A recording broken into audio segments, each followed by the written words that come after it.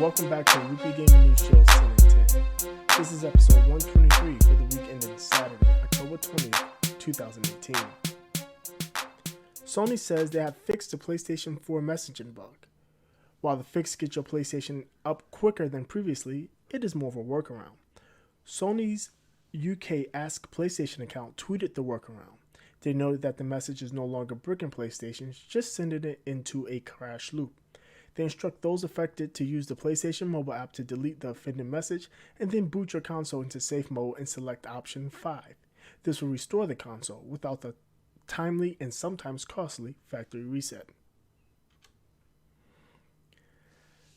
Sixsense gives refunds to Kickstarter backers. 5 years after its Kickstarter funding, the company has decided to refund all 2,383 backers of the original project.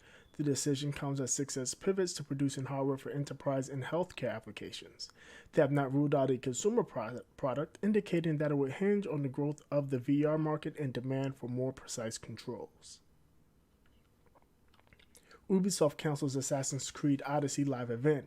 An unidentified technical issue has caused the cancellation. The live event was set to go open this week and would have contained rare battles and quests with exclusive loot. Ubisoft has noted that they plan to have the event up and running on October 23rd. Sega gets a premium retro console. Retro console maker Analog unveiled the Mega SG.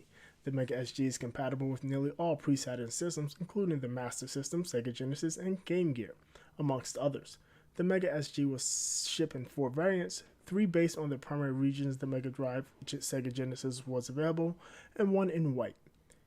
Expected to ship April of 2019, the Mega SG will be priced at $189. Pre-orders are available now. Chinese-made cell phone is challenging the Nintendo Switch.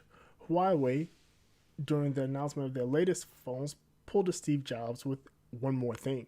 The Mate 20X is a $1,000 smartphone that has positioned itself to compete directly with Nintendo's hit console. The Mate 20X has a 7.2-inch 1080p OLED screen. It has 6 GB of RAM, and being a cell phone, all the required radios for an independent network connection. Huawei also announced that they will be reducing a gamepad that attaches to the left of the phone, giving it a D-pad and analog joystick. The device is set to be released on October 26th. A canceled Shenmue remaster surfaces.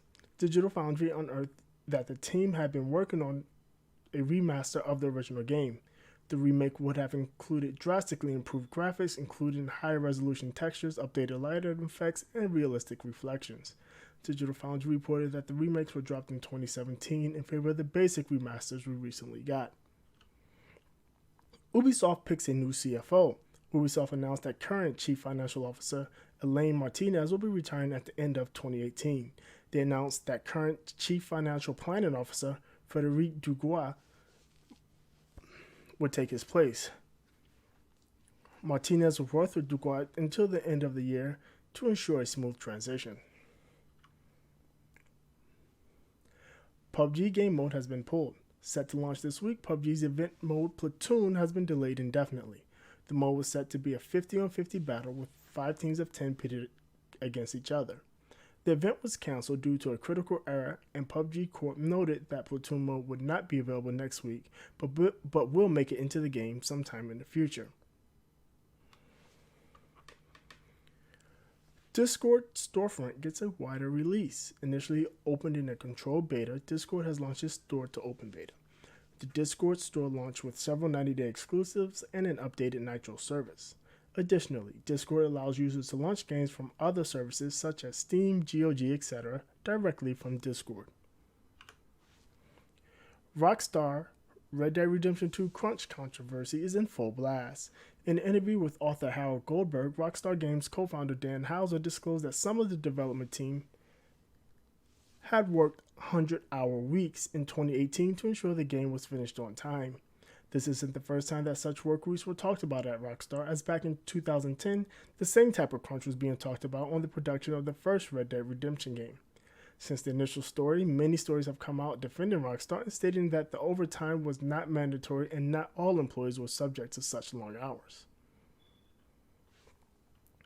That will do it for this week's episode of our weekly gaming news shows 10 and 10. Before I go, I would like to give a word to our sponsor, the New Challengers. Soul Calibur 6 is out now, and if you're looking to hit the ground running, the New Challengers is the place for you.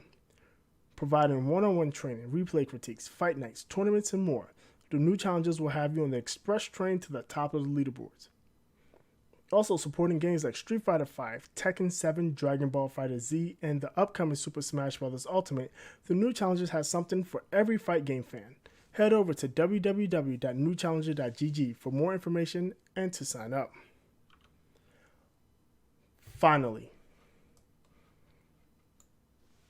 if you'd like to get more details on these stories and others, join Trinell and I for a weekly gaming news show live on Facebook and Twitch Sunday night at 7 p.m. Eastern Time.